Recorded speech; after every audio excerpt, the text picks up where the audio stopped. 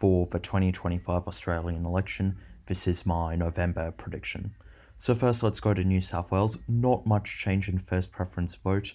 The only real change we're seeing is Labor now slightly leads two-party preferred. First time they've led since May, so that's quite big for them. No real big swings here. The biggest swing is Independents gaining just over 2% against Labor. And if we look overall in seats around the state, not much change. Not much change at all from the last election, and no change from the October prediction. Victoria, Liberals up 1, Labor actually up 2, but the Independents are down 2, so that won't be good for them in Melbourne. This is the biggest lead Labor has had in two-party preferred all of spring, so that'll be good for them. They've got about 52.5% of the two-party preferred vote in the most recent statewide poll. So the swing against Labor, which was looking quite strong in the last few months, has started to come back down. The biggest swing actually is the Liberals having a 4.21% two-candidate preferred swing against others and independents. Overall, from the last prediction, we're actually seeing independents lose 1, but also Liberals lose 1, as Labor gains 2. If we're talking about changes from the last prediction, it's because there's been a definite change in two-party preferred vote, a lot better for Labor, so more likely they'll keep more of our seats.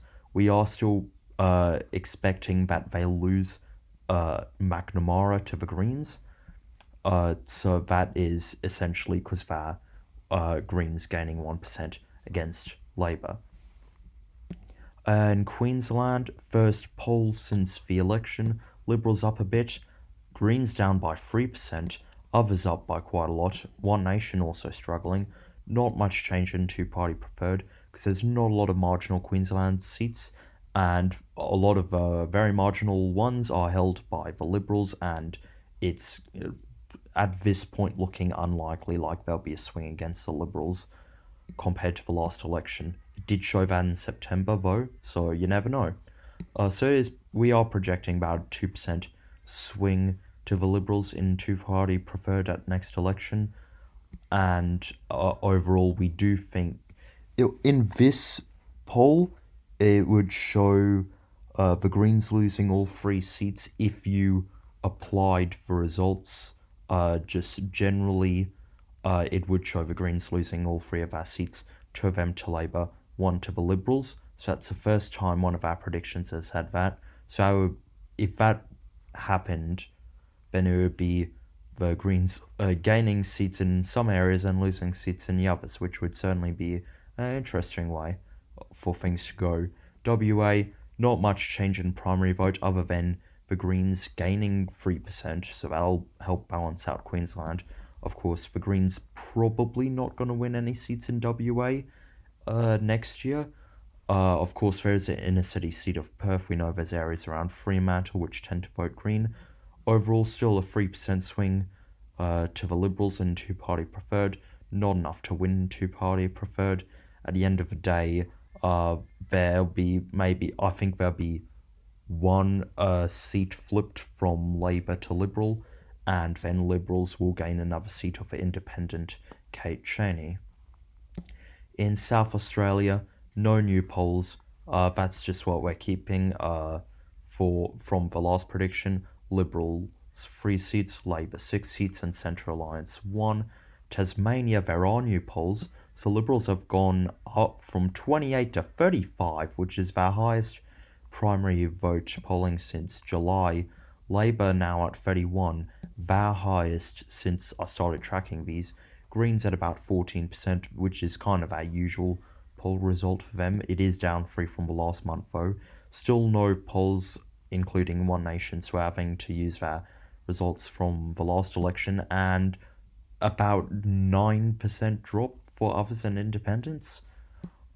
If we're looking at the two-party preferred vote, Labor still leads. They have been leading through my whole prediction here.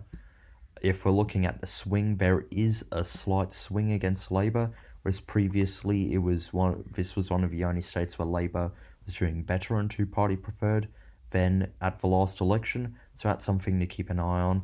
The only seat where there's really an independent running is, I think, the seat of Clark with independent Andrew Wilkie, but his margins there are so large that he's really not in trouble. The ACT, all three seats are going to be Labour. The Northern Territory, I think one of our seats with this prediction would be an easy pickup for the Liberals, and one of them would be a bit closer. But overall, this is a 12.9% swing to the Liberals in that territory.